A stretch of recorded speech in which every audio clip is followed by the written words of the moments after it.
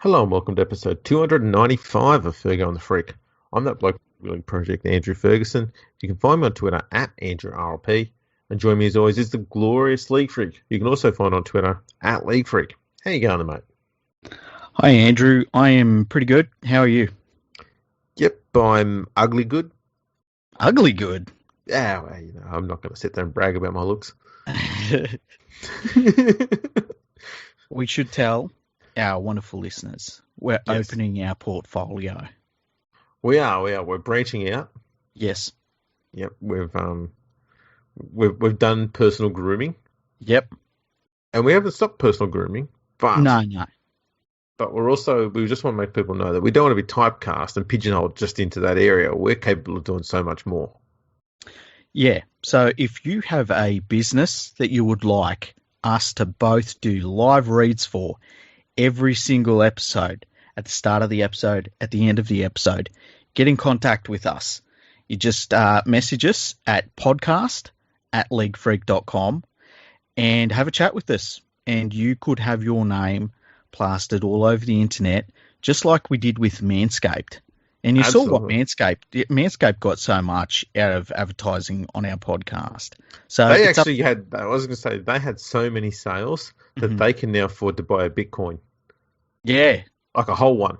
A whole Bitcoin. Yeah. That reminds me, I need to see what the price is. But, but yeah, so if you're out there and you're like, oh man, I wouldn't mind having these two, doing ads for me. And we don't just do ads like we were doing for Manscaped. We'll do whatever ads you want. We'll read from a script if you need. We'll tell people about your product. So just get in touch with us if you want to get a little bit of exposure for your business, and we'll work something out. Yeah, big or small, we'll have it out. Yeah. Yeah. Speaking of big, it's been a big week for rugby league news already. It has.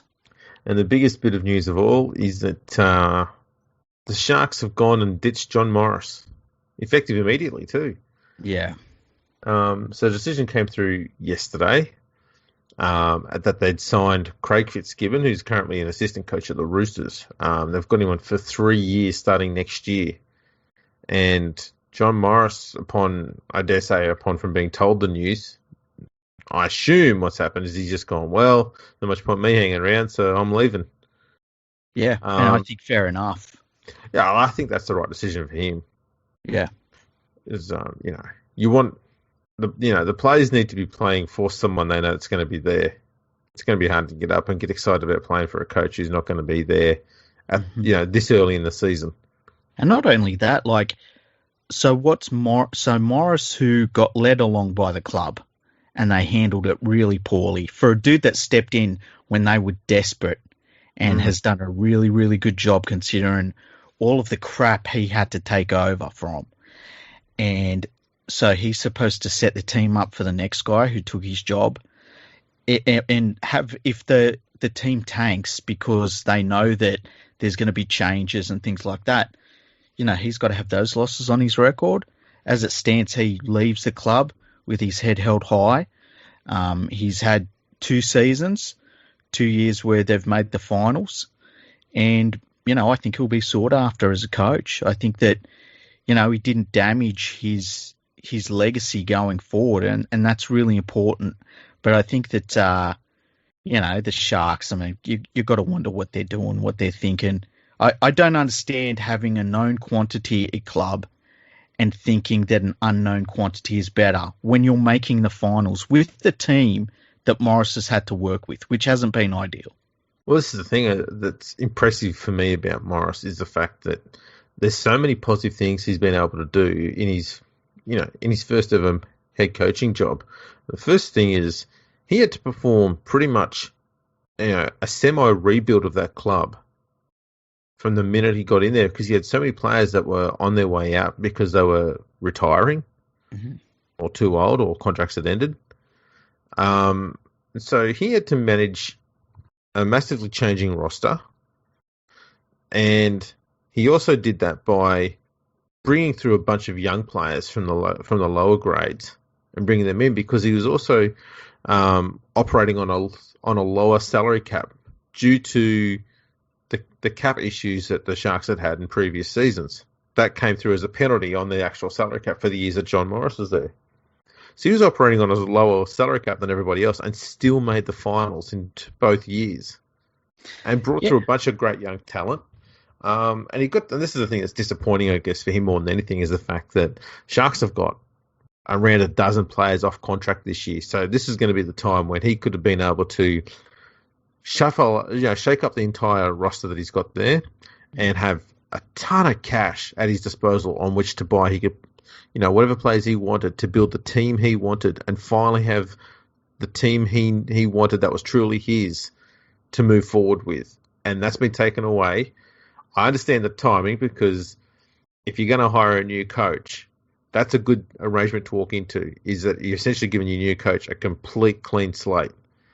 So the timing is correct to get a new coach in. I can see that. But I think Morris had done more than enough to earn that opportunity. Yeah, definitely. And especially when you think of, like, he's had to deal with things like, as you say, the lower salary cap. And then he had one of the Morris brothers just walk out on the club after a couple of weeks. Then he had another centre who got banned for 4 years for performance-enhancing drug use. And then he had Fafita, who was carrying a leg and just wasn't himself for a whole season. Then he's got Matt Moylan, who's a part-time footballer. He's got Johnson, who wasn't kicking goals and then did his ACL. Like, it's not like he hasn't had things that he's had to coach around. And he has coached around them, and he's coached around them very, very well. And I just think that it's crazy that the club looked at the job he did and said, no, that's not good enough, because, it's the Sharks. It's not like it's one of the great winning clubs in rugby league. And, with the side he had, he was doing a very, very good job. We had him as probably, if you and me probably could have had him as back-to-back coach of the year and not really thought about it too much. It's incredible. I just don't understand why a club would do that, but it's probably the second weirdest decision outside of when Anthony Griffin got sacked by the Panthers when they're in fourth place. Yeah, that's still mind-numbingly stupid what happened there. Yeah. That, both occasions are just going to cause an awful lot of drama within the club that was completely unnecessary. It could have just waited till the off-season or just the end of the season, I don't know why they did things the way they did. Yeah, it's a weird one. So the one thing for me about it all, though, because a lot of fans are upset because Morris is being, arsehole, so to speak. Mm-hmm. But the one thing I think and the only real thing that's really unprofessional about it, is the fact that all the players were told about it via text message. Apparently. Yeah, I would have thought that a situation like this, they would have at least called the entire player group in and just said, look, this is what's happened, and told them all face to face. That seems like the professional thing to do. But to get a pretty basic text message of, Morris is no longer coach, training's still on Thursday, that just seems a bit amateur. It does a little bit, but I also see the point of, like, say you've got players that are all across the Sydney region. Some of them probably live down in Wollongong as well. Dragging them all in to tell them face to face, it's going to put some of them out. Well, they could have a Zoom meeting. Yeah, it could have a Zoom meeting. I guess the other thing is too, it's probably the easiest way to do a clean cut. I know it doesn't feel professional, and ideally you would want the announcement to be made at their training session when they're all there. But if it's made at the wrong time of day and you need to tell all of the players immediately, the best way to do it is going to be through a text message. Like, you think of the time it takes to call 30 players, and that's just the first grade squad, So I understand that it all happening with a text message. It doesn't feel right. It really doesn't feel right. But I don't know why they couldn't have just kept the decision away for another day or two. Mm-hmm. So they could have just done it when the players were there. Why did they have to do it immediately? It's a good question. I It feels like the media pressured them a little bit, and I'm sure Morris did as well. I'm sure Morris was like, "Listen, I need an answer by this time." Apparently, it was the playing squad that said, "Look, we want to know what's going on with the coach." Yeah, Morris was apparently just going, "Yeah, who gives a shit? I've got a job to do. I'm just going to do my job," and he was completely disinterested in the whole drama. But yeah, I don't know. It just seems a really weird way of doing things, and I think that's probably what's got a lot of fans upset. I guess is how yeah, that's gone about. But yeah, now we look at the fact that they do have a new coach in Craig Fitzgibbon. He's been at the Roosters for quite a while under Robinson. Got a fair few raps. I was just thinking the last coach that came from that stock yeah. was Adam O'Brien. Mm-hmm. What? Jason Taylor has also been part of that system on and off. Yeah, and that's the thing is that some of these blokes are very good assistant coaches, and that's where it ends. Like John Cartwright was another one, very good assistant coach. Exactly, and that's why I don't understand why, if you've got a dude that is getting the job done in first grade, and you know that, why do you go for an unknown entity? Look, we're seeing it with Trent Barrett. Now, I think it's fair to say there's now two teams that have fallen into that hole of like, he's the chosen one for no apparent reason. You can't just say, oh yeah, he's going to be a good first grade coach. Like, nobody knows. I don't care who the hell you are. Wayne Bennett doesn't know. Craig Bellamy doesn't know who's going to be a good coach. You only know once they've been coaching first grade for a bit and you see how they handle it, how they react to losing players, how they react to, contract situations and stuff like that. And then you find out who are the good first grade coaches and who aren't. And we've seen time and time again, these anointed, lower grades and assistant coaches, they come up with lots of fanfare and stuff, and most of them, the vast majority of them, are really bad failures. Yeah, really bad. Trent Barrett's, he's got a very, very poor record, and it's got no signs of getting better anytime soon. And I don't know why the Bulldogs, the situation they're in, would go for a known entity such as Trent Barrett, and he's known as being not very good. Yeah, and leaves his previous club not only poor off for it, but lots of drama. It's, I don't understand how some of these clubs, how they talk themselves into moves that leave you scratching your head a little bit. And I really don't understand it at all. No, it's got me beat. I don't know.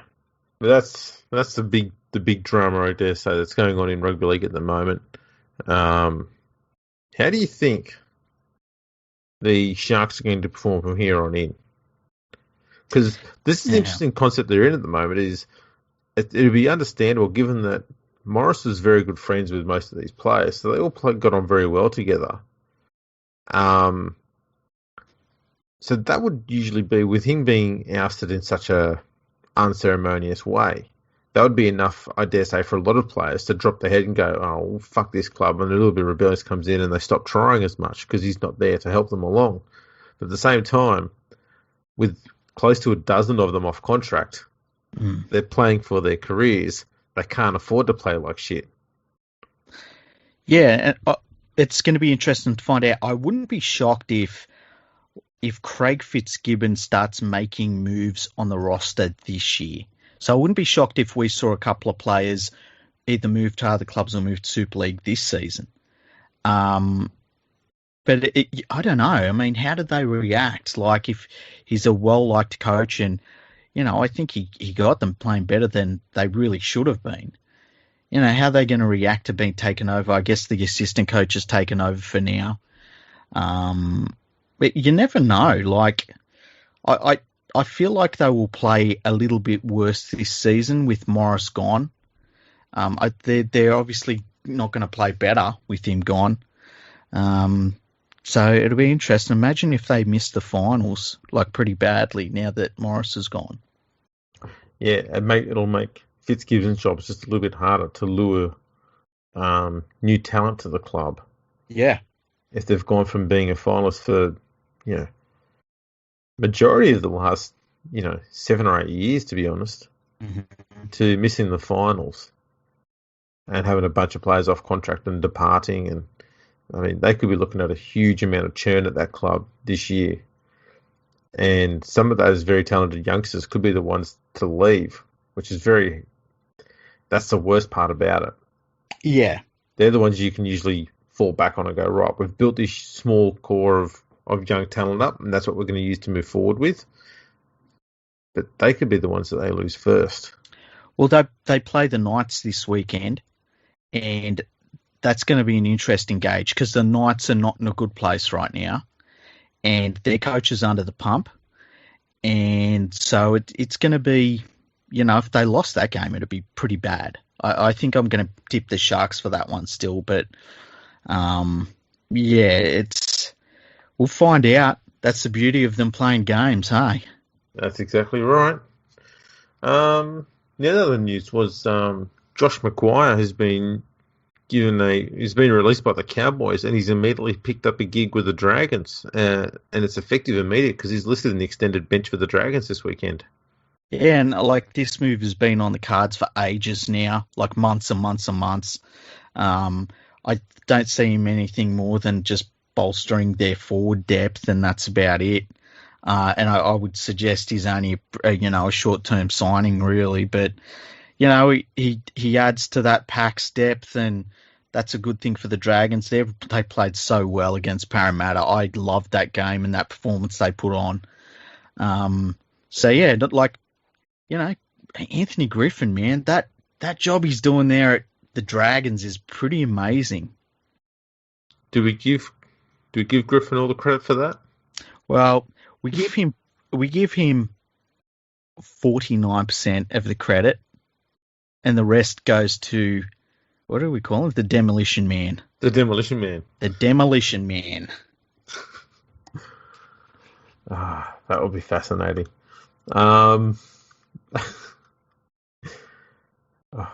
I just look at that coaching box every afternoon. Yeah, whenever the Dragons are playing, look at it and go, "How the fuck does that make a winning team?" Yeah, when I look at their coaching box, and it's not so much about Griffin. When I look at the coaching box, I just want to fill it with cement. I don't know why. I just want to fill it with cement. Oh, brilliant. Yeah. So there's another one here. There was remember a few weeks ago there was talk of Andrew Fafita being approached by the Dragons. Yeah. With their coach being changed around, there's now talk that if he can't get a gig with the Sharks for next year, he may link up with his brother over at Wakefield. Oh man, I hope he doesn't do that. Wakefield's a fucking dump. There you go. Well, another thing that's crazy already about this, about what's going on with the Sharks. Have you heard who one of their recruitment targets are? No. Will fucking Chambers. Really? Yeah. How old's he? He's got to be, what, 32? 33? 32 going on 33. Yeah. And his last 2.5, maybe even 3 seasons at the Storm were dire. Yeah. He was one of those players that was like, oh yeah, it's done. Remember his last season, he went from like, okay, we'll see how he goes. And then mid-season, it was like, oh, I think this is the last season. And then the rest of the season was like, holy shit, he's a fucking disaster for them now. Yeah, he just went to Darius Boyd level. Yeah, what's he been doing? He signed a gig with Japan Rugby. Yeah. But because of the COVID drama that happened last year, he didn't get to play. And I think the Storm took him back on a minimum contract, and he never played a game for them. That makes sense. I don't know whether he's still in their books or not, but apparently the Sharks are looking at him as a target. I think that's woeful. That's Cronulla, terrible. Yeah. Don't do it. I'll tell you what. I don't mean this with all sincerity. If you want a centre that's better than Will Chambers, just sign Moses and Bye. Yeah, I would have Moses and Bay a million times over. At least he can move side to side. Yeah. His legs still work. Wow, that's incredible. I hope they get Will Chambers. It'll be good for the Sharks. Oh. Maybe they can give him. The other thing that's interesting about that too is there is a rivalry, much pronounced one between the Sharks and the Storm now. And Will Chambers did not get on very well at all with the Sharks. Yeah. He had a very, very lengthy clash with Paul Gallen. They would clash every time for a number of years there. Mm-hmm. I don't know if you need something like that at the club. I don't think the fans are going to accept him.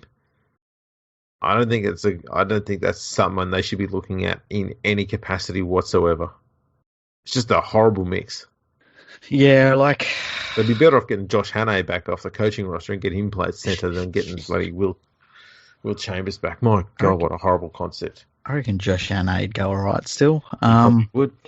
Yeah, he wouldn't be any worse. No, very few could be. That is a weird one. Hopefully they get him though. I'm hoping that one turns out. We'll see. James Tarmo was in the media today. Yeah. And he's demanded that the Tigers return to their standards. Whoa, that's a terrible thing to say. Yeah, because I would have thought we wanted to improve, not keep doing what they've already been doing. Because their standards had been conceding 20 or more points a game, which they continued doing in spades last weekend. It was weird how he was kept on the sideline, wasn't it? Yeah, I think that might have been more about Maguire getting the young blokes to try and pull their socks up a bit and not let Tarmo come on and carry him a little. Yeah, I felt that way too. I felt like it was less about him and more about the situation. Yeah, like we're getting done here by a team we should have beaten comfortably. Mm-hmm. I don't think it's fair on Tarmo to be out there and be amongst this team that's getting dicked. I suppose it was kind of a way of shielding him, I guess, from the blame a little, perhaps. Yeah, he kept on warming up. That was the interesting thing for me. Like, it wasn't like you would think in that situation you would message down as a coach and even maybe getting the blower to Tarmo and say, look, you're a senior player. I want to save your legs and teach this lot a lesson. Because Tarmo he's a senior enough player that you'd think he would understand that message. But he was warming up the whole time, and which I found was interesting.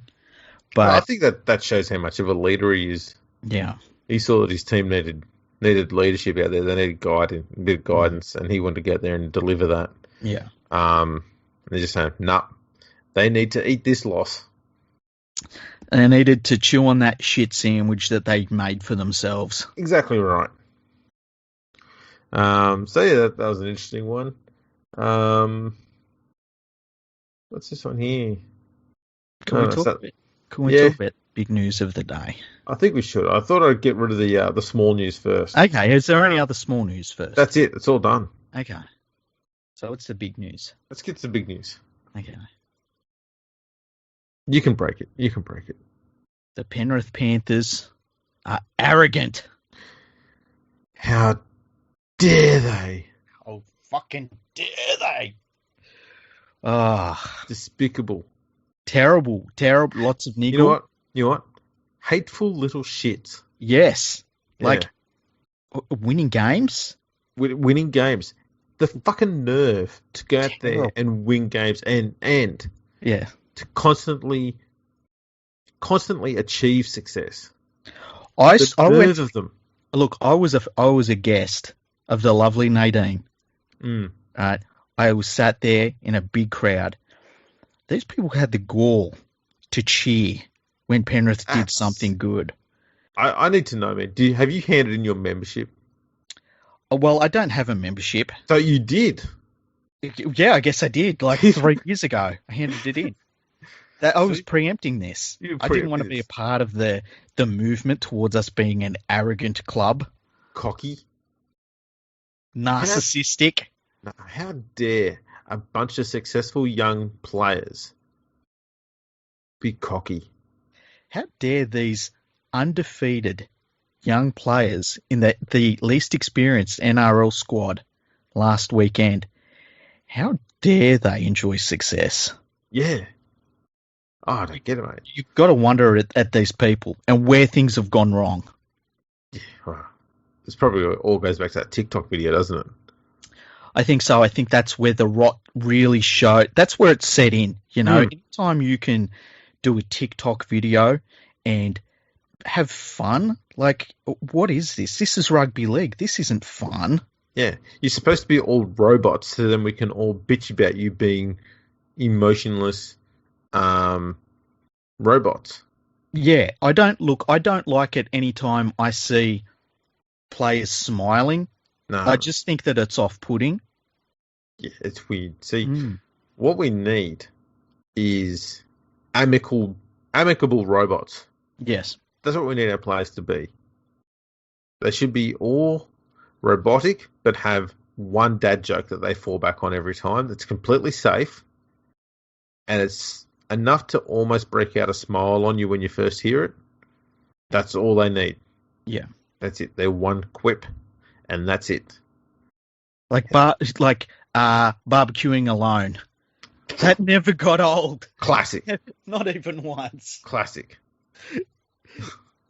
See, Maloney's fault though was he kept looking for more comedy. It's just not on. Yeah. Yeah. Yeah. You don't want to be funnier than Matty Johns. No, you need to be. Not that that's. You ever heard about squeezing the juice out of the lemon? Yeah. Wow. You need to squeeze that lemon until there's no juice coming out, but just keep squeezing for 10 or 12 more years. Yeah, Matty Johns just squeezes so much there's actually no lemon. Yeah, he opens his hand and it's just like a diamond. Yeah, there's just nothing there. It's been weird. It's been a very, very weird. I like the fact that there's nothing at all for the media people to talk about, other than the fact that the Panthers are playing and behaving confidently like a bunch of winners that they are. Yeah. Like that's the big news. They can't sit there and well, not say can't. They refuse to sit there and look at the absurd changes made to the rules and how they're impacting players. We've now had 2 test players retire from 2 different clubs over the last 2.5 weeks. Mm-hmm. None of them want to look at, I wonder if the rules of, the rule changes over the last 2 years have had anything to play in that. I'm not saying it is. I'm just saying there could be some correlation there. There's been a lot of rule changes in the last 2 years. It's sped up the game. We're starting to see a lot more injuries because of it. Maybe there's a correlation between all these head knocks and these injuries and these guys being forced to retire because of them. That'd be good to interview, and they've got access to a lot of different people.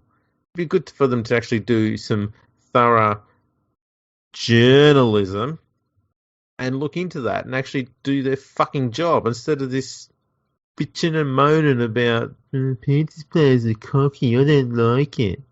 Yeah, fucking and spare me. It's the weirdest shit.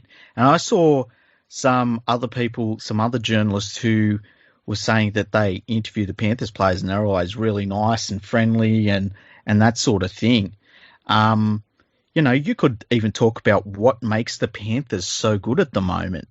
They're the best defensive team I've ever seen in my life. The way they play defense is crazy. And they've got so much depth. Like we've gone on about their junior development, all that sort of stuff. Instead of talking about that, it's like, oh, they're fucking cocky. And listen, if it's about, it's not surprising it come up against the Canberra Raiders because let's face it, if there's one thing the Raiders love more than anything in the world, it's a plucky loser. They love to be able to say, you know what, we're not good enough, but it's our boys. They just didn't get the rub of the green. Things just didn't go their way. Not like the centre cannot fucking tackle anyone, and the halfback is not a halfback, and that the hooker is so bad at the moment that when they chuck on the reserve hooker, it's like terrifying to watch. It was horrible. As soon as Hodgson went off the field, I was like, oh man, because it's just a complete night and day in terms of how dangerous they are. None of that. Ricky Stewart probably pissed and moaned, and I know the turnstile of a centre they had was upset because the Penrith Panthers took the Viking Clap and kept it. It's ours. It's officially ours. And you know what? If anyone doesn't like it, they can fuck off. Panthers fans don't care. We're in that stadium. We're having fun. We're loving it. We're enjoying life. We're on top of the ladder. No one's with us on top of the ladder. It's just us. We're on the top and we're looking down at everyone else, and we take pity because we will beat the next team and the next team and the next team, because none of your teams are as good as us. So if you think we're cocky, good. You just get on your knees, take a good hard suck of it, and keep sucking, because we're number one. And if you don't like it, we don't give a fuck. There's a great line, I think, from an old 12th Man album. It was, don't get bitter, get better. Exactly. That's all it is. And while we're just on that, this is not really related to Penrith, but I was flicking through the channels yesterday. I think it was when this story came out. Mm-hmm. I was just flicking through because daughter had the TV on. She's watching cartoons. I'm flicking through trying to find something to watch, and then I stopped to grab something on my phone. Just by chance, it stops on NRL 360. I thought there might have been a footy replay on. Yeah, and all I hear is four boring old whinging pricks just yelling at one another. And I'm like, what the fuck is this going on about? And after about 2 minutes of them talking over one another and yelling and screaming and everything else, they're carrying on like fucking pork chops. Then all simmered down and they revealed what they were talking about. And it was the whole Panthers thing. I went, really? Like, all that deserves that? Like, seriously? What? How come Panthers players being cocky is news, but a bunch of 60-year-old morons who claim to be journalists yelling at one another on a TV network isn't as big a story? I mean, I'm surprised it's not even on the bloody Fox Sports website, because they only seem to write articles about what their own staff are doing. These are people that should be sitting in a corner of a nursing home somewhere, pissing into their depends as somebody comes over and makes sure they've got biscuits to go with their tea. That's the second time I've been stuck with NRL 360 for about almost a minute this year, and on both occasions I'm looking at it going, what the fuck's happened to this show? Yeah, it's an absolute mess. Well, remember they used to have that show, The Back Page. Yeah, and that was pretty good to watch. And then they slowly started changing it, and it turned. I don't even know if they have it anymore. I've got no idea, but it became completely irrelevant. It was hosted by that guy that laughs at his own jokes, and it's weird because that you would think that they would be moving away from that sort of old fart coverage in this day and age. They've got some really good people around there. I'd be interested to hear what Jake Duke has to say. He seems pretty switched on. They've got all some I can good say is people around there. I'm glad that they've kept the good people that they've got in the rugby league world, in Fox Sports, in the commentary teams and stuff like that, and presenters. I'm glad they keep them away from that thing, because it's a steaming pile of dog shit. Yeah, and they should be tarnished with it. Yeah, that's true. That's true. Oh, but, man, it's horrible. Arrogant. Why are they so arrogant? Yeah, the commentators the mainstream media guys are allowed to be arrogant, but the players aren't. How does that work? The other thing is too, and we talked a little bit about this. We talked about this like just before the podcast and the other night, but we didn't record about it. Like, people being miserable because one team is better than another, or there's one team that's winning on a lot of stuff, and I don't get it, because when I've seen the Melbourne Storm kicking ass, I have loved watching them play. It's like, this is the best rugby league you can watch right now. What would you not like about seeing it? And if your team isn't as good, they need to improve. That's what it comes down to. And I've been lucky enough that my team has improved, and I'm still not willing to say they're better than the Storm, because the Storm have the trophy. And, until you win the trophy, it's just nice. It's not amazing. But I don't understand this whole thing of, like, you just have to hate the best club just for, because. I don't get that. It's a very weird form of parochialism. Yeah. Yeah. Rugby league's got it in reverse. Instead of being parochial about your own club, you're parochial about hating the best club. Yeah. It makes no sense. And like, I don't know if I said it in the last episode, when I'm at this football game with Nadine and her daughter, and we're all cheering on the Panthers, and, early in the first half, wasn't going that great. But then they turned it around, and man, they really turned it around. They dominated the Raiders by the end of the match.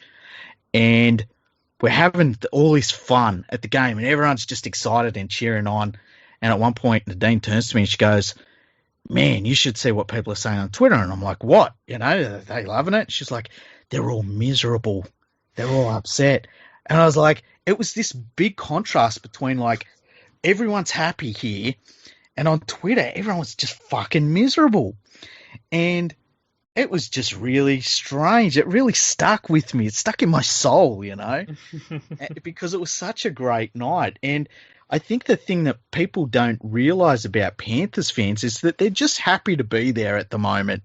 Like, if somebody said to Panthers fans, "You're going to go undefeated for the rest of the season, but you're going to lose the grand final again," would you take that?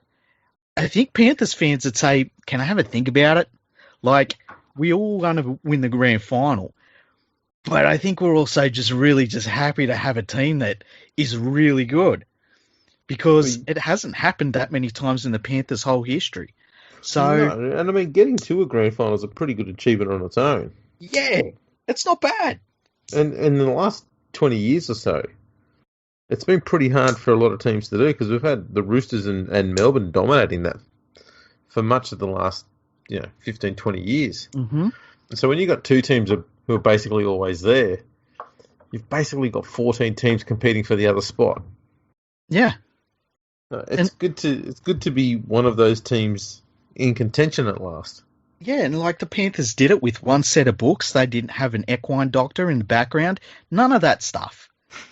So it's, Well, that we know of so far. Hey. It took a few years for the stuff with the Sharks to come out, and for the stuff with the Storm to come out. So give it time. I was not naming names, Andrew Ferguson. How dare you, Andrew RLP? Jeez. But yeah, you're right. It did take a few years. But look, and Panthers fans are just having fun, and I think that's the weird thing, is that other supporter bases, you could probably fire them up with saying different things. I just don't see how you're going to upset Panthers fans right now. They're just we're just happy, and we don't need other people to be happy for us. Like, we know that's not going to happen, but geez, the fucking, you don't have to be bitchy about it. Fuck. At the end of the day, we all know that you Panthers fans still regret the day that you sacked Justin Pascoe. I mean, I know you didn't sack him, but you rued the day that he left. I mean, I know you let him leave, but I'm sure that there's some. Okay, maybe I need a different example. Back when he was the CEO, I bet we didn't have to worry about overcrowding on the hill. Yeah, that's what his complaint was. I didn't let COVID get into Penrith. Yeah, everything was above board when I was there.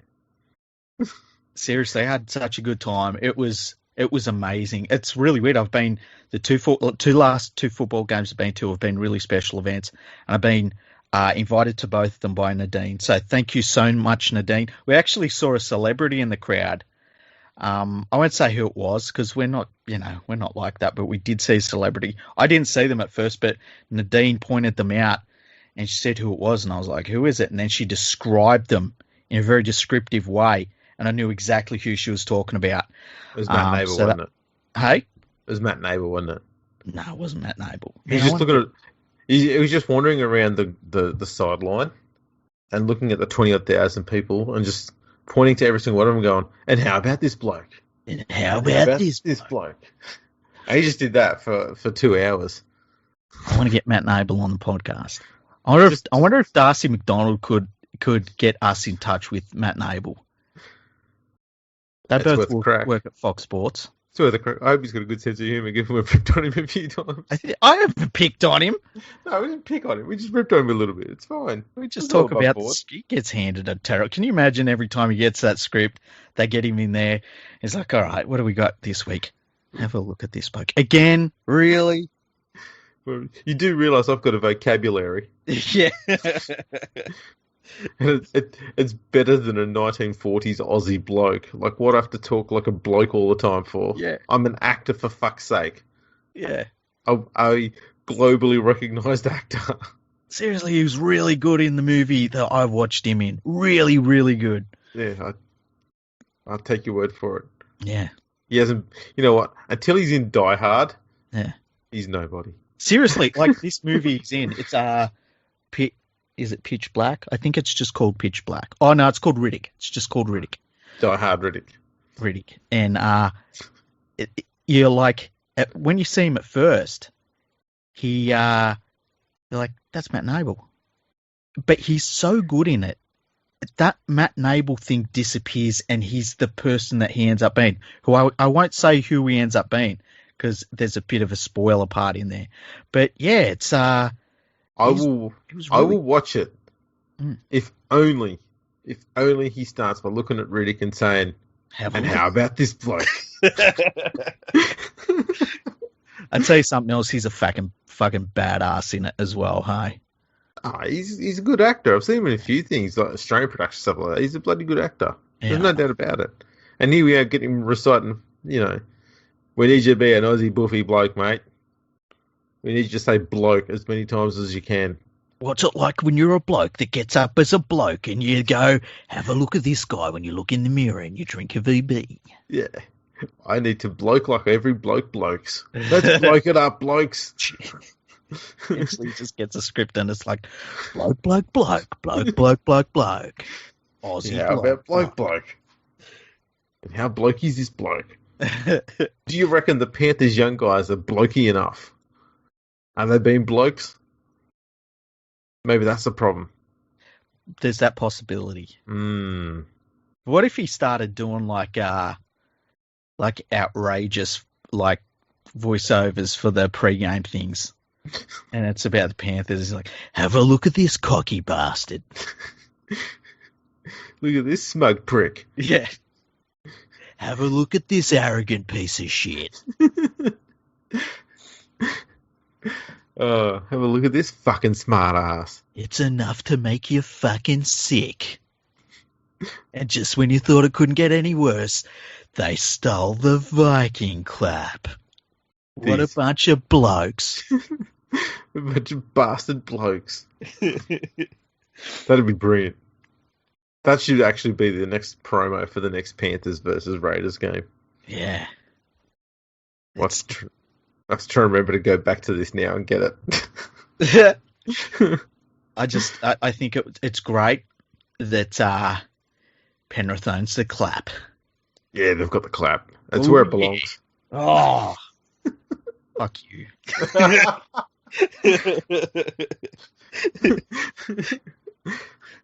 Oh, there we go. So, we've got some emails, I believe. We do. We've got heaps of emails. Now, I'm going to read the ones that come through our website tonight because my email has been a little bit slow.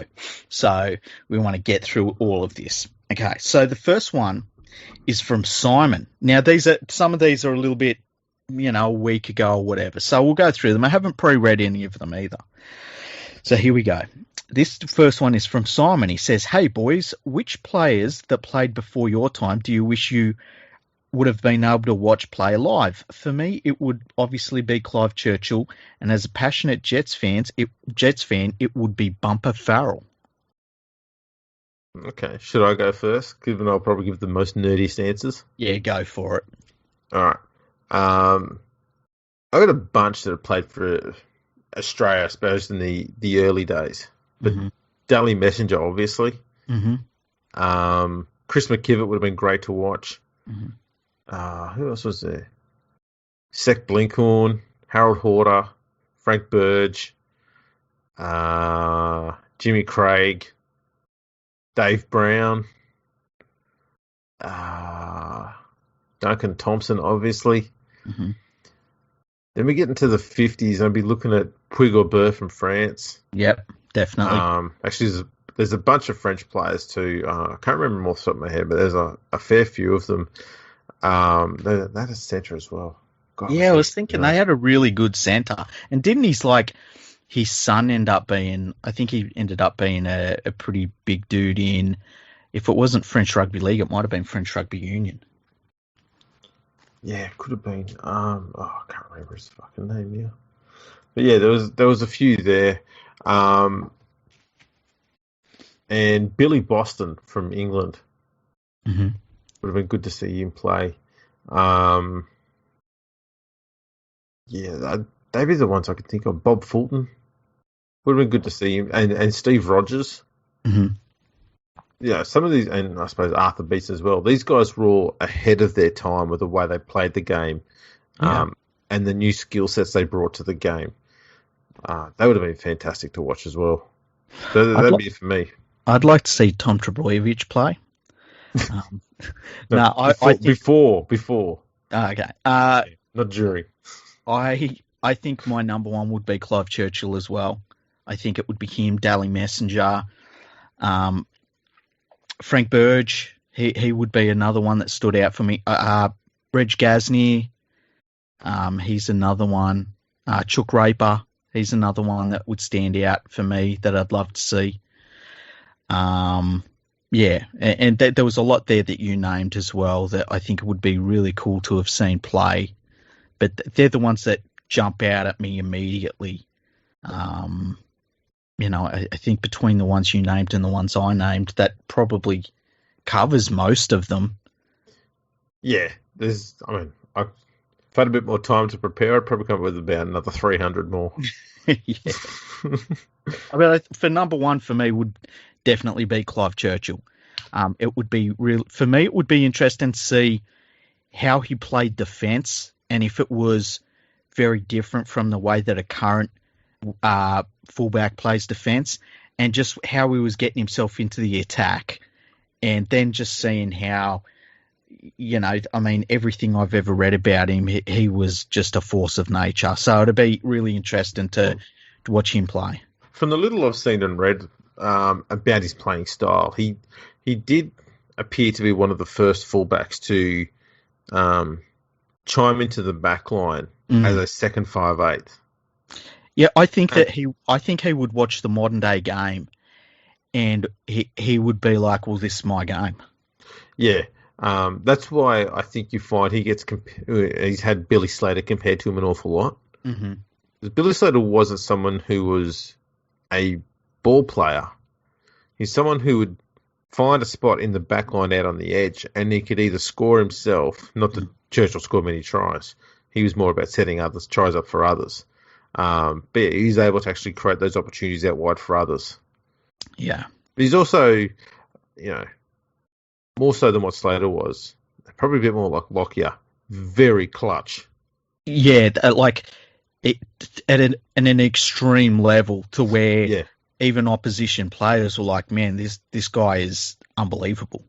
Yeah, you could just go, you know what, we need something to happen. Give it to Clive. Yeah, and that to me would be the really interesting part of watching him play. Like when a game got on the line, and you would see it, you've seen it with the greats, like Andrew Johns would step up, Brad Fittler would step up. I think Lockyer is probably the best I've seen in terms of the games on the line.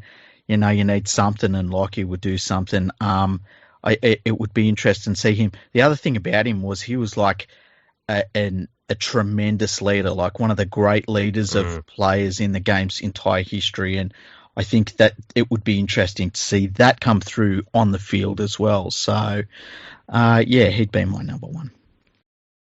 That's good email. Yeah, it was. Thanks for that, Simon. The next one is from Chris. He says, "Hi guys, with all the chatter about the new Brisbane team, I wanted to know your thoughts on the team's geographic name. The idea of calling them Western Brisbane or North Brisbane or whatever it may be so is so uninteresting to me and reminds me immediately of the Broncos. I feel the team has to have its own geographic identity. So do you blokes think they should be called their local name like Ipswich or Redcliffe, etc.? Or do you think calling them some variation of Brisbane is not going to just remind people of the Broncos who have had 30 years to establish their brand? Cheers." Okay, well, two things. I don't think they should have the word Brisbane in their name. Oh, okay. And I don't think they should be given a completely wanky jerk-off name like the GWS Giants in the AFL. Because that's worst. That's horrible. Yeah. So, something a bit more geographical would be good. It just depends on where they're based. See, this team's obviously not for us, right? And I think we've always felt like you got to leave it to the people of Brisbane for what they want. Yeah. But from a Sydney point of view, I've got no problems if they're called Brisbane, like if they're called Brisbane something, as well as the Broncos. I think that if they can establish a brand that is very different from the Broncos, they have a very different culture from the Broncos, I think they'd be fine calling themselves Brisbane XYZ, whatever it ends up being. I think, though, if they've got the actual name Brisbane attached to them, it will automatically draw comparisons with the Broncos, where I think if you give them a different geographical name, be it Ipswich or Sunshine Coast or something like that, you can immediately start a rivalry between the two regions that people are going to get invested in. But when it's just Brisbane and people go, it's just two teams that make up the same area, But if you make it, you know what I mean? If you've got it as genuine regions, yeah, you can actually have parts of Brisbane hating one another. See, if I ran this second Brisbane team and they were called Brisbane whatevers, right? And somebody said, "What about the Broncos and the comparisons?" I'd say, "What are you comparing us to? A team that hasn't won anything since 2006? Like, have you seen how many wooden spoons they've picked up? We've got none." I know, but at the same time, we've only got one team in Sydney called Sydney. True, and it's the least Sydney team of all Sydney teams.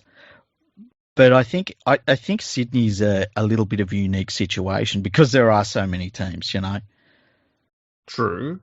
But I think it works as well having just one team called Sydney. We had, for a brief period in the early 90s, several teams called Sydney, and that was a shit show. That was terrible, yeah. But yeah. I think that the Roosters should be called the Bondi Rugby League Club. I think you just call them, Uncle Nick's second-hand car yard. Uncle Nick's. That'll work. I just call them a bunch of fucking... Yeah. Okay, let's go on to the next one. Something happened to the recording there. What's Andrew, the next one? I'm trying to think of how you said it. Marzaleh, you said, didn't you? Yeah. I'm gonna think of a new one now. Marzaleh. There we go. I would say it's Marzalek. Oh, we know what it is, but we'll just keep saying it differently. Because it sounds like we've got more listeners this way. yeah, it's like there's 6 of it.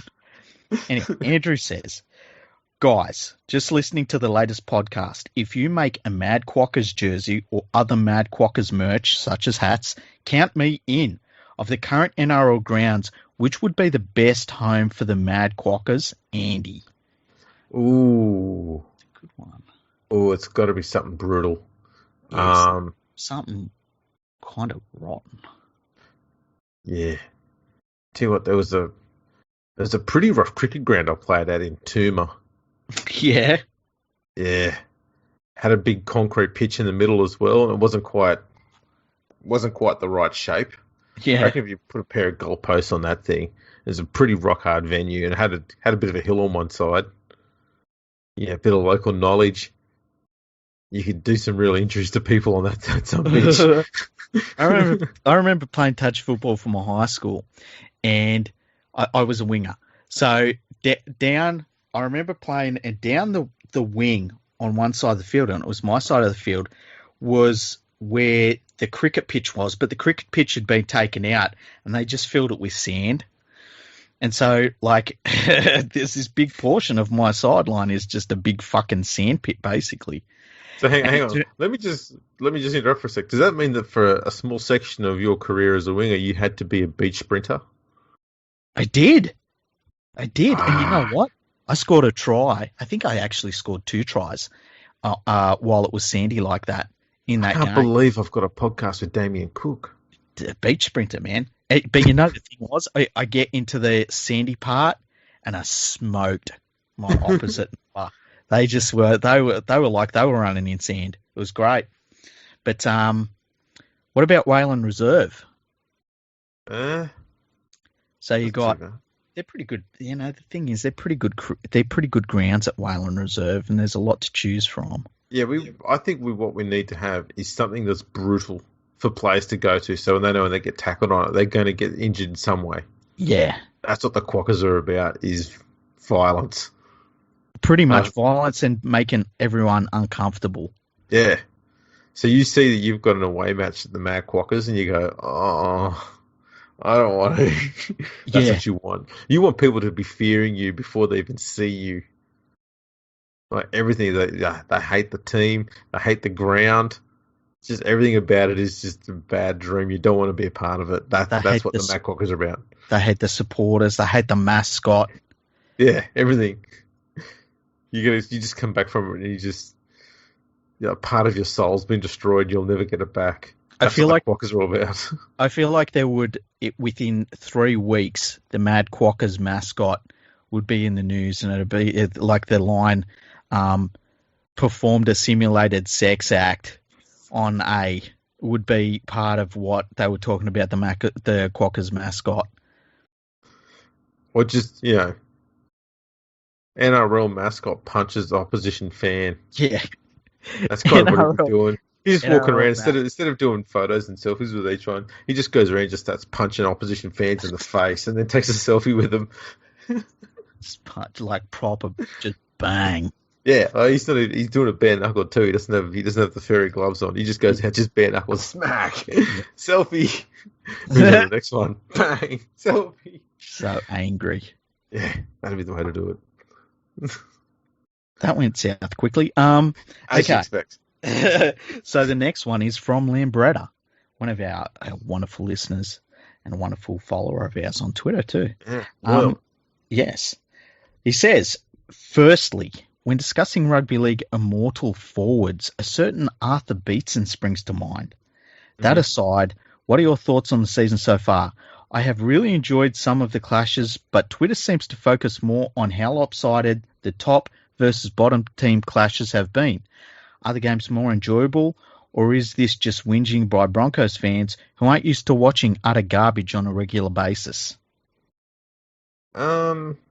No, it is something that's becoming more and more pronounced as the season's gone on. Yeah. I did a bit of an analysis the other day, which I put up on Twitter, and I showed, comparing the first 5 rounds this year with the first 5 rounds of every year going back to 1998. And right now we have the biggest gap in margin since 2005. I'm talking about, so when I say that, I'm saying there's more 13-plus margins right now than there has been for the entire NRL era, except for 2005, but it's only just behind it. And that was that's the biggest gap we've got at the moment. It's quite significant too. Yeah. And it's been trending upward pretty fiercely for the last 3 years. So things are going in the wrong direction. When we had that big year in 2005 where there was just hidings every week, the rules got tweaked at the end of the year, and it immediately changed things. It stopped that trend going upwards, and it started to make the games closer. Yeah. It took a while for it to set in and teams to work around it, but once it did, the margins quickly started to come down from 2015 to 2018, I think it was. It came down really quickly, and then all of a sudden we had little bits of rules change, and then a whole heap after round 3 or 4 last year. And the margins have just been getting further and further apart since. So it is noticeable. Also noticed too that this is the first time since the only time since 1995 that we've got 4 teams at the moment that have got minus 100 points in the points differential after just 5 games. Yeah. Minus 150, sorry. Jeez. Yeah. Holy crap. There's only been 46 occasions where that's happened since 1908. 4 of them are this year. Yeah, and like we've seen, I mean, how many games have we seen that are really properly close? Like it'd be less than a whole round's worth of games, less than 8. It's got to be like about 5 or so. And, you know, when does it become, you know, I can appreciate rugby league when a game isn't close, but a lot of people want to see close games, and I get that. And, you know, as it stands right now, like most of the games are proper blowouts. It's a real concern. And look, this is the cause and effect from all the rule changes. It was always going to happen. And I wonder how they're going to try and fix it. And instead of saying, well, we stuffed up and go back on the rules, they'll come up with some other bullshit. Yeah. So far this year, we've had 8 games that have had a margin of 6 points or less. There you go. Yep. None in round 1, none in round 4. Jeez. That's not good. That's not good for the competition. No, not at all. So that's where we're at. So yeah, it is becoming an issue. And so when you get an issue like that, it also means that the teams that are poor fall even further behind, which makes it even harder for them to catch up. Yeah. And you can't have, a good competition is one where there's uncertainty about the result in every single game. And we were getting there around 2018. That was pretty incredible for that sort of aspect. Mm-hmm. In the space of 2.5 seasons, we've completely destroyed that and removed it. Yeah, and like for a team like Penrith, you look at how many games they've won. Even when you throw in the grand final that they lost, they're an anomaly. Even when you look at the whole history of the game, teams have won that many games, in a row, but it's strange that it has happened kind of out of nowhere. And it looks like it's not going to stop anytime soon as well, which is kind of weird. And, you couple that with the big score lines between teams there, if we get to the end of this year and it's just continued on, these uncompetitive games, they're going to have to look at going back to the older rules that worked. And I don't think they will. I think egos will get in the way and they'll come up with some bullshit ruling that, I don't know. I wouldn't be shocked if they did the thing where they had bonus points all of a sudden in the competition, where if you lose by less than 6 points, you get a competition point, which is gross and I hate. But I wouldn't be shocked if they did something like that. Or you get, they'll do a rugby union thing and you get points for scoring a certain number of tries. You get bonus points for that. Yeah. That's just stupid. We can't be going to that. Wow. I don't think the changes, they might change the rules and roll them back, and I think that will only happen once PVL leaves. Yeah, I agree. Next one is from Liam. He says, "Hi guys, your boy here with another stats question. Have we ever had a season where only 4 rounds in, we have 3 teams with minus 100 points difference?" So you just kind of answered that a little bit. Yeah, it's never happened before, so this is the first time it's ever happened. And he says, what do you make of the blowout scores we've been seeing this year?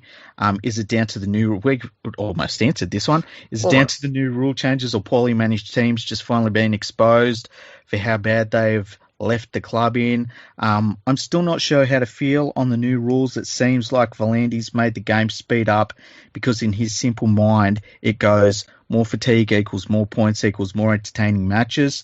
Like he thought that close defensive games that ended in 14-10 would suddenly turn into 36-26 shootouts. It makes a really good point there. But he didn't even consider that maybe, just maybe, the extra points would actually go to one side and end up with 44-8 blowouts. It just seems it backfired and made games less entertaining because the result is usually a foregone conclusion before half-time. Do you think they will backpedal on the rules this year because of the uncompetitive games or increased injury risk to players? Or will they just keep it until journos start complaining? Sorry for the long question, but you guys are the best rugby league podcast. Thank you so much. And I like to hear your guys' take on my sport. Thanks for the content, guys, and hope you had a great Easter weekend. Thank you so much, Liam. Yeah, thanks, mate. I think you've hit the nail on the head as far as the way PVL thinks, and that is, he thinks that more points equals more entertainment. The problem with that is, and it's basic economics, if you take something and make a lot more of it, so you got money and you start printing off a shitload more of it, you decrease the value of it. Mm-hmm. And so if tries are very exciting to see because of how hard it is to get them, that's what soccer uses. People get so excited when a team scores a goal because you don't see many of them. Yeah. If you immediately allow shitloads of them in a game, they become less exciting to see because you're going to see more of them, so you get less excited about it. Therefore, the entertainment factor is diminished. That's simple economics. Yeah. So if he was smart, which we've seen now that's debatable, he shouldn't have tried to ruin that contest. The reason why we're starting to see a lot more points is because the rules now allow teams to maintain possession for longer periods of time. He doesn't realise it, but he's added a little bit of rugby unionism to the game, whereas in rugby union you get to keep possession for as long as you want. It's not quite to that level here, obviously, in rugby league, but the set restarts rule allows teams to build momentum, hold field position. We've seen it with a few games the Sharks have played this year where, they may have lost the game, but they were hammered and stuck in their own half for almost an entire half of a match. Yeah. It's because the team they were up against knew that they needed to keep them on the back foot because the Sharks can score points pretty quickly.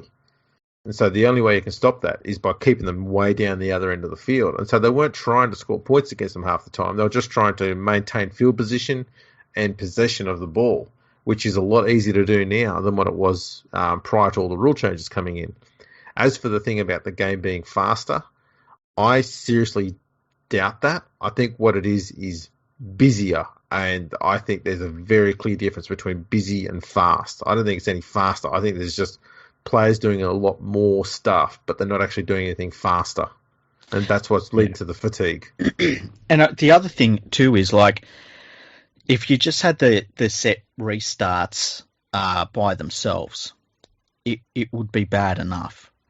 But then you think, well, if you get on the bad end of that, how do you possibly change the momentum of the game? You kick long and you kick for touch when you get the ball. Well, now when you do that, they can tap it. Yep. And it takes away the scrum, takes away the game being slowed down. And so they really have basically picked the perfect storm of how to, just lose the momentum and never be able to get it back. So I think that in an ideal world we'll backpedal some of these rules, but I don't think they're going to. I think that they're going to say no, we're right, and the people actually love blowout games. We've done our research, and I don't think they're going to change it anytime soon.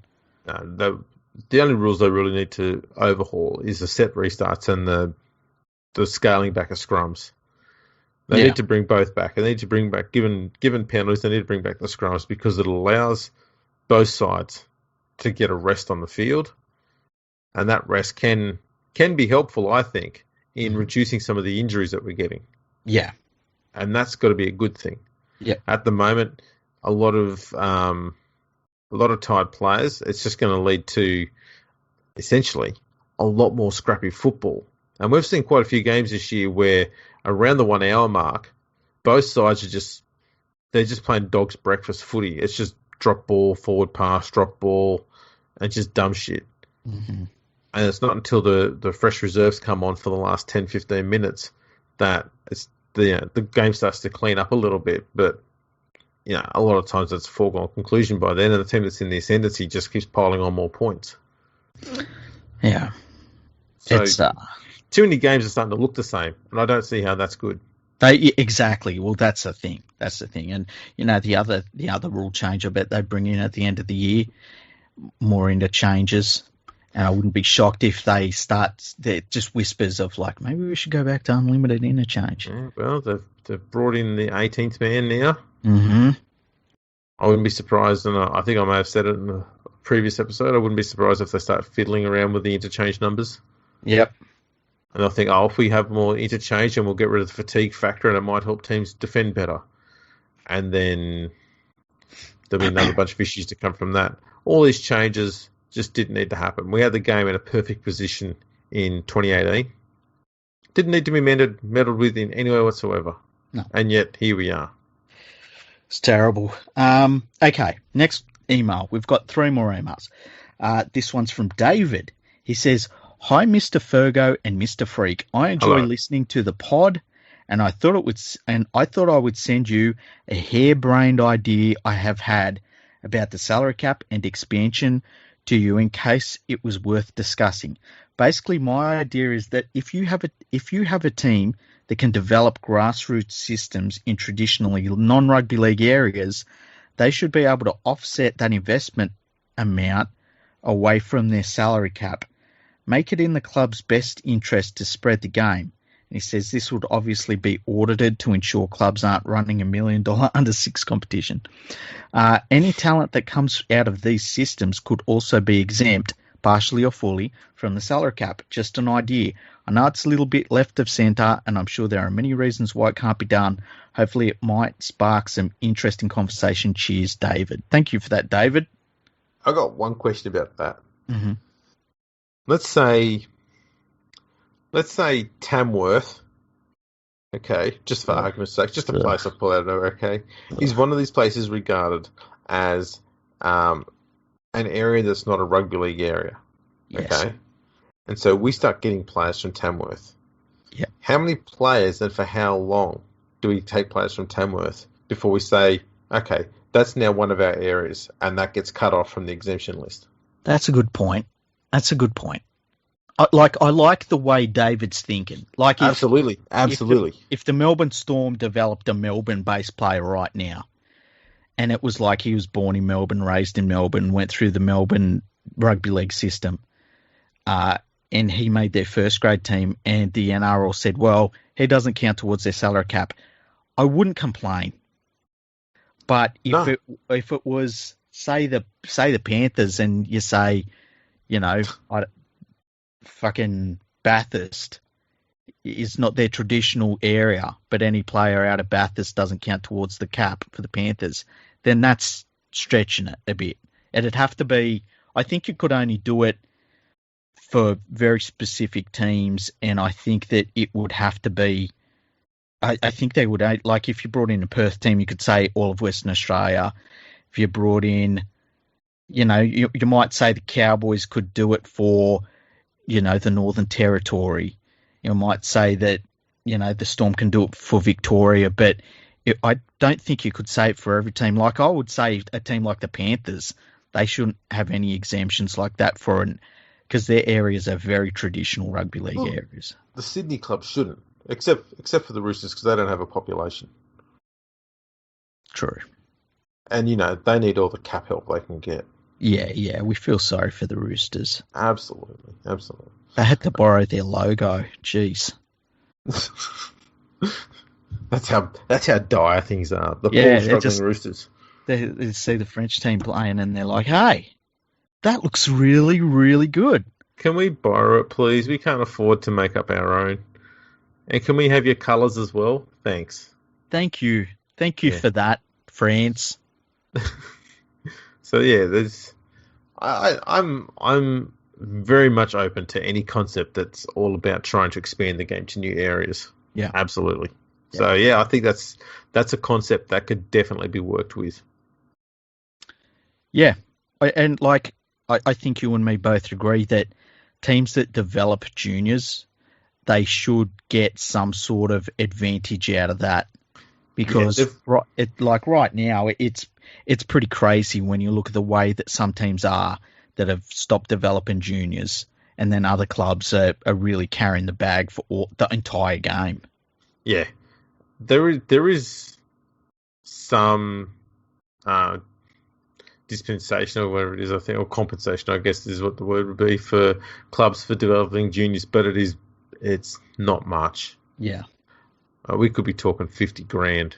Yeah, it's very little. Off a player's salary. You know, if that player's earning 900 grand a year, whoop-de fucking do 50 grand. Yeah. You know, you're not getting a player for that. You need to have what, three or four of those players to actually get anything of value out of it, because then you'd be able to get a new young player on your books as well. Yeah, and even then, like, say you're saving $400,000 out of a $10 million cap. Like, it's still, what are you going to get for that, really? It really is just going to be squeezing a young player into your first grade squad. It's not much, but no. Yeah, I think that there maybe needs to be there needs to at least be one or two, like maybe a franchise tag or something, where a club's, if they develop a local junior and they come through only their junior ranks and they come into the first grade team and they're there for X number of years, then you can say, well, this is one of our franchise players, and maybe their salary cap, what their salary costs under the salary cap is capped at 500,000 or something like that. Like but there needs to definitely be some bigger incentive, so that, and I think of somebody like say the North Queensland Cowboys develop a ridiculously good player through their North Queensland junior development system. They should never have to worry about losing that player. You know, that player should be at their club as long as they are willing to pay whatever it costs. And, if under their cap it only costs them $500,000 to keep a great player that they've developed, I've got no problems with that. Yeah. And who knows, it might actually start forcing some of these clubs to, set up proper junior pathways when they haven't. Yeah. Not looking at anyone in particular, West Tigers, but it's just, that's something that should be in place long ago. Yeah. You don't want to call Bulldogs out or anyone like that. No. I wouldn't say the Roosters or anything like that either. No, it's something that should have been in place for a lot of these clubs when they first came in 1908. Exactly. Or 1935. I actually had a couple of weeks ago, there was a conversation, because I said about the salary cap and the club grant should be linked to your junior development when the next collective bargaining agreement comes in. And of course, everyone thought it was about their club immediately. And I had a Roosters fan saying that they haven't got the advantages that Penrith had. And I said, well, they've been around since 1908, and the Panthers have been in the comp since 1967. Like, that's a pretty big advantage. And they ended up just, writing the words demographics to me. Like, oh, yeah, demographics. Oh, sorry, yes, that's right. And the other thing was, it was like, Penrith have this big area that was handed to them. It's like, it wasn't handed to them. There was nothing here. They built it. Like, there was no rugby league here. They literally built it for fucking decades. So Penrith had Penrith handed to them. Yeah. So it's weird. It's just a fluke that the whole Penrith region just happened to land in the area where the Penrith Rugby League team's based. I know, right? Utter fluke. There was nothing here. And I remember reading in the history books, Blaxland, Lawson and Wentworth started trudging towards the mountains. And then they got there, there was a shitload of rugby league being played. They're like, fuck. You know what? In about 150 years' time, we'll give these cunts a footy team. Yeah, but right now, no. Yeah. No, fuck them. Not yet. No. Anyway. They're looking after the Roosters then. Oh, by the way, wouldn't it be nice to have an advantage to have fucking Daly Messenger dropped into your club day one? That'd be nice. Yeah, it wasn't enough to get him the title, though. Yeah, that's true. Okay, next one is from Joash Reddy. I hope I've said your first name right, Joash. Can you think of anyone in the NRL who has a more disproportionately elongated neck than Sean Lane? Well, DC comes to mind. Yeah, DCE is right up there, like literally. Sean Lane is very unique in that area, though. I'll give you that. He reminds me of that cricketer. What was his name? Was it Matthew Elliott? No. That cricketer. Is it Jordan someone? So he's English? No, there's an Australian cricketer. He plays a lot of T20 stuff, so I don't know his name, but he's got a rather long neck on him. Jordan Silk. I've got no idea who Jordan Silk is, hey? But you know what? We've done one visual podcast already. Yeah. I'll look it up on my phone, so I'm not using my. No, I'll look it up for you. Okay. This bloke's got a rather crazy neck on him. Silk, S-I-L-K. Yeah. Oh my God! What the fuck? there's a great one of him doing a sweep shot. A sweep shot. Yeah. Let me see what one is.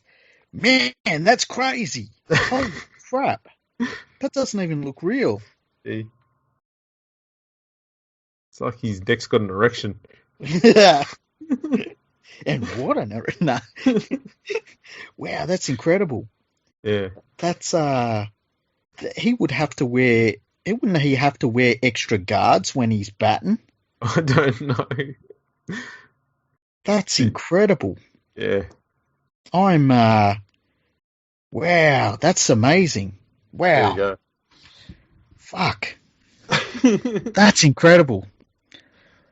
I'm speechless. There you go. That's the only one I know. But no, there's no one else in rugby league. Sean Lane's very unique in that area. Yeah. Damn. Okay. The last email we have here is from Carsten Brummer. I believe we know him.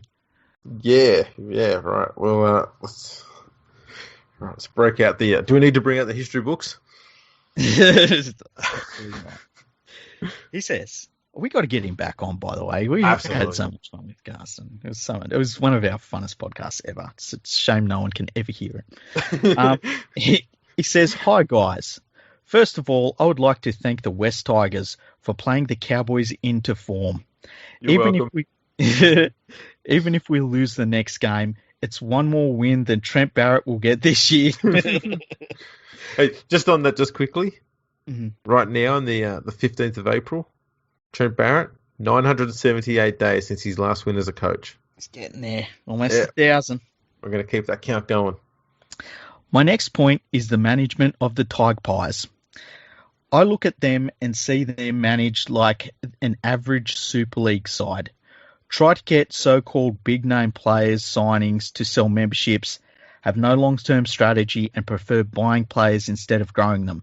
The downfall of most clubs, including my own, is the lack of money spent in administration, and he says not the CEO. How much do you spend on the scouting department, and what's your setup? Which pathways are in place for highly talented players? Are you scouting outside of your junior leagues? What is your long-term investment strategy off the field? What is your media strategy outside of the mainstream media?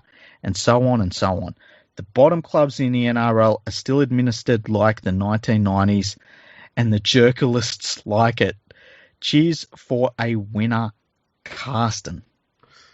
Yeah, I'd say, would the West Tigers be like Salford or Huddersfield? I can't say Huddersfield because Huddersfield actually have been in the top 8 a few times. Yeah, that's true. Maybe I'd say Huddersfield are more successful than the West Tigers. Probably have to go with Salford. I was going to say Wakefield, hey? Ooh, that's not a bad one. Yeah, like I would probably say Wakefield. Yeah, let's go with Wakefield. Yeah, look, the West Tigers have as we discussed in the last episode, we won't go into it too much, but they've got a massive area. They should have at least one or two scouts just in the MacArthur region alone. Yeah. And then you just need one person doing recruitment outside of that, which is not a hard job to do because you can do most of your recruitment just by watching the NRL every week. Yeah. It's the club needs to change the way they're doing things. And as we said, a lot of it starts in the front office, then it goes to the back office. The last place they need to be looking right now is what's going on the field, because what's going on the field is a result of what the people running the club have created. And obviously they've been doing it for so long that they've created this fucking mess. And so they need to change the way they do things, and they seem to not want to do that. And that's, as the old saying goes, you keep doing what you've always done, you'll always get what you always got. And I always find it interesting when you see a club fall apart. And my guess is what happens is on the field they stop going all that well. They start making cuts in the football department. That ends up affecting their junior development, and that ends up affecting what they put on the field. And it's just this cycle that all of a sudden falls apart. Yeah, I'd call it the cycle of stupidity. Yeah, it really is. And, there must be the warning signs where when you're at a club when they start saying to the coach, like, oh, no, we got to cut back on what you're spending. And, we've seen it at so many clubs, and like the Tigers, the Bulldogs are a really, really great example. The Manly Seagulls, obviously. And it keeps on happening again and again. I find it very strange. And, it's cool that I've seen on Twitter the last week or so, there's a lot of people that keep saying, like, it is absolutely crazy that it's this point in the game's history, and not spending heaps of money on junior development it's still an issue with some clubs. Like, what are they doing? It's so obvious that that's what works. I don't know. The West Tigers are a mess. Yeah. No other club has been so shit at rebuilding itself as the West Tigers, ever. Like, how can you have a 10-year rebuild that has progressed absolutely nowhere the whole time? Like, they are no closer to the end of their rebuild now than when they started it 10 years ago. Oh, that reminds me of that thread you showed me. Yes. We were considering getting in contact with the dude and just doing a podcast where you read that thread out completely, because that was amazing. Yeah.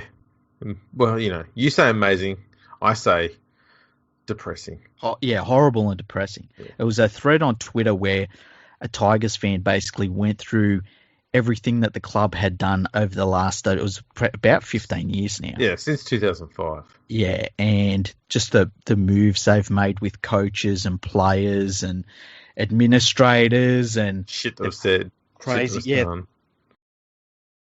It was crazy. Like the contracts that were handed out, it was really bad reading. Yeah, and that's the thing. A lot of clubs forget about because they just go, it's just the West Tigers, and they just move on. They don't care about it. But when you look at it as a long list, you go, man, this Tigers side's been run badly for a long time. And you go, yeah. When we say cultural, you see where it comes from then. Yeah. And when you talk culture, it means that you're not talking about what's going on the field anymore. This, as I said, we've changed the players around that many times. We've changed the coach around that many times, and the same shit keeps happening. So it's not the players or the coaches that's the issue entirely. It's something else. Mm-hmm. And yet that something else never gets changed. Yeah, it's incredible. It's absolutely incredible. I'm reading through that. Like, the one that got me was when they signed Jamal Idris, who had been just on, a sabbatical around the world for 2 years. At one point, he was kidnapped by, was it Indonesians or? Vietnamese, I think, wasn't it? Okay, yeah. And they signed him up to a contract, and he did his knee and never played again. And so many players who, like, it was like he played 4 games for the club, or he left the club at the end of the year and never played another game for anybody else. And just so many contracts like that. It was bloody shocking. And a number we've given out to rugby union players who never even made it into the NRL side. Yeah, yeah. We went on a run for about 5 or 6 years doing that. Okay, Crazy. we've got to give out one token contract to a rugby union player going, you got a bunch of juniors that want to play for you. What are you giving it to a rugby union player from somewhere else for? Yeah. And they never played first grade. Well, what a waste of fucking time and money that was. That's what they do. Yeah. It's insane. Yeah. Anyway, that's all our emails. Fantastic. Yeah. We've got a couple more that are in my email account. I'll have to fire that up for the next episode and we'll get to them. Yeah, you got to get on your bike to get the internet working.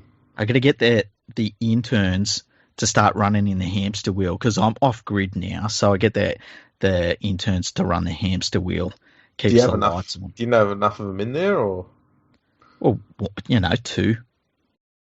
Yeah. That's fine. Do you need another one? No, they're both still alive. I mean, eventually one of them will, pass out. The other one takes over. You'd think they'd learn when you wash them with the hose from a distance that they'd be smart enough to open their mouth and get a drink to keep surviving. Well, the way I look at it, like, as long as they put the lotion on the skin, that's the main thing. That's a fair point. Yeah. That's a fair point. We probably shouldn't be discussing this on air. No. This is administration stuff. We should be dealing with this off air. Exactly. So it's been a good episode. We've covered many different subjects. We have indeed.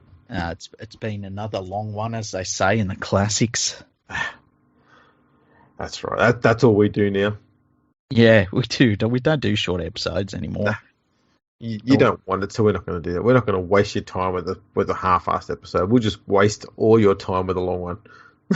We've got to. That's what she said. We need to come up with a cool name for this episode, and that's always fun. Yeah, the last one was good. We come up with 5 or 6 names that can never be used, and then we go with one that is more suitable. It's always great. Yeah. Sometimes it's the worst one. Yeah. Where can people find us, Andrew? They can find us. They can find you on Twitter at League Freak. They can find you, if you're not on Twitter, on your website, leaguefreak.com. And they can also find you tinkering around with your tiers on your Patreon at patreon.com/leaguefreak, where if you go in there and you give this fella a little bit of coin, you might even get a bit of merch. Yeah, you sign up for the right merch levels and that. I've had a couple of different people sign up recently, so thanks very much for your support. It's always appreciated, and I've told you what it goes to. It goes to the website addresses and website costs and things like that, so it just all goes directly into that.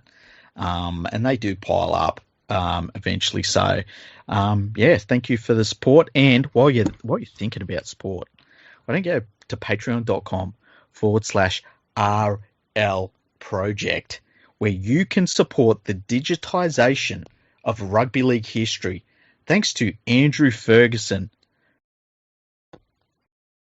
That's what you do, isn't it? That sounds good. And you can put in there anything you want. You can make it $1 a month if you want. You can make it $3 million a month. I'll happily accept either.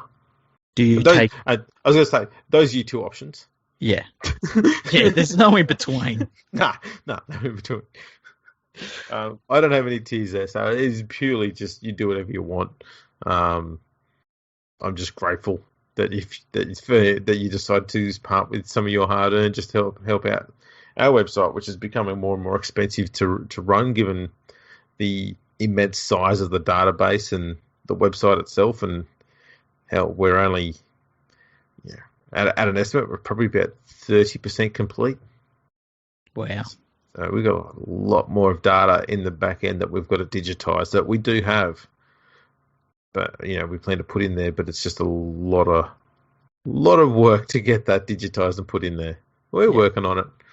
The goal is the end of the year, I hear. I can't tell you. if we're getting enough money on the Patreon, we would hire a few people to do that work for us. Yeah. And actually give them money that they could actually, be worthwhile talking about, not just some token bloody $50 a month or something like that. Mm-hmm. Because that's probably what we're going to be heading towards soon, is needing to do that. So, we've got some big additions to come to the website sometime down the line. We need We need to get like robots that can type and do that sort of stuff. That would be awesome. Yeah. Ones that don't track anything. They just do Yep, typing. yep. Yeah. That's pretty much it. Hmm. So if you've got any robots that are dumb, but not too stupid to do data entry, get in touch. Yeah, we need robots that have good typing skills and soft hands. That's all I mean, is that too much to ask? I don't think it is. Nah. That's all there is to it. Also, you can find us, the podcast, on Instagram and Twitter at FergoFreakPod. We're on LinkedIn, Facebook, YouTube, and MySpace. So check us out on there. If you know how to use the MySpace website, let us know, because I've looked at it a few times thinking, yeah, I'll put some in here, and I look at it and going, what the fuck do you do with this thing? That reminds me, Nadine wants to take over the Instagram. She's welcome. Yeah, I was told her that. She said, you two should let me run the Instagram. I said, just ask Andrew for the password. He'll give it to you. Yeah, all yours. I'll find it somewhere. I don't know where it is. I don't know what it is, but I'll find it. I'll change it so you can use it. It's all yours. It doesn't get used anywhere near enough. That was easy.